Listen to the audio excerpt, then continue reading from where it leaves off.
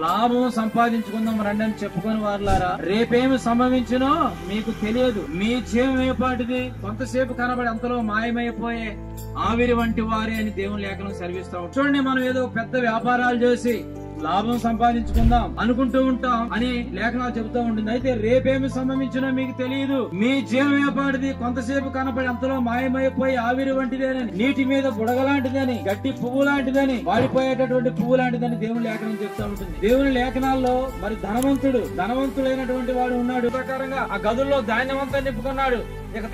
ఇక ప్రశాంతంగా కూర్చొని ఆలోచిస్తూ ఉన్నాడు. చెప్పుకుంటున్నాడు తన ప్రాణముతో, ప్రాణమా సుఖించు, తినుము, త్రాగుము, సుఖించుమని చెబుతూ ఉన్నాడు.